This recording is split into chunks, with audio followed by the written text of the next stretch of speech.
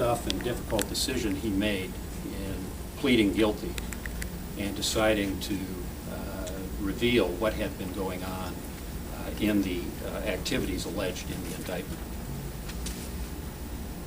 I'd like to thank the FBI and associated law enforcement agencies, the IRS, the Office of the Public Auditor of the Commonwealth for their significant contributions to what we think has been a successful investigation.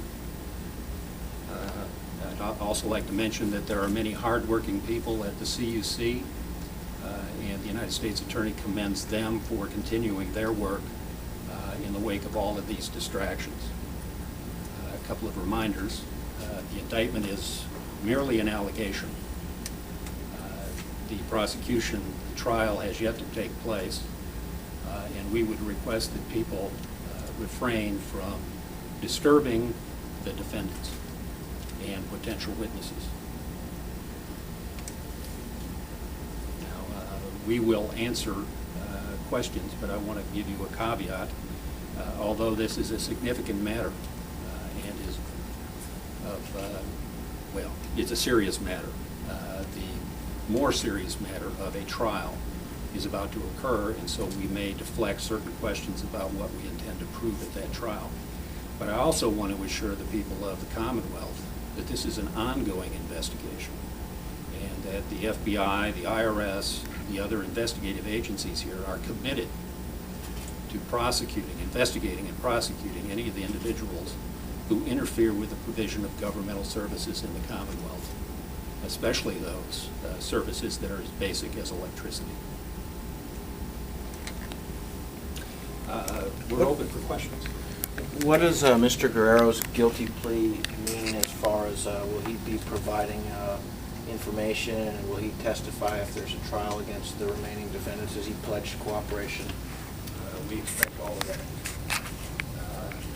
The standard, the plea agreement is a public document at this point.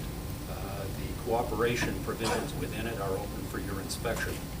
And I believe if you read them that you will find that they provide for him to do all of it. Is Mr. Guerrero facing any jail time? Of course he is. He pled guilty to a federal felony that exposes him to up to 5 years in prison. What plan on sentence doing would that? you recommend for Mr. Guerrero's guilty plea? Pardon me? What sentence would you recommend for Mr. Guerrero? We haven't decided that yet. It's obviously dependent on our assessment at the end of his cooperation of what he's done for us. And of course, the sentence is totally up to the district court. I mean, we would only be recommending. We will not have some sort of deciding influence on the actual sentence imposed. Was there any evidence of the lieutenant governor financially benefiting from this transaction? That's one of the questions that we'll have to defer to trial. I don't want to comment on that right now. I don't believe that it's part of the allegations in the indictment itself or any of the allegations in the plea agreement. So I won't comment on that. Will there be more indictments or pending? The indictment seemed to suggest the investigation may be ongoing. I can't tell you where the investigation will lead, but we do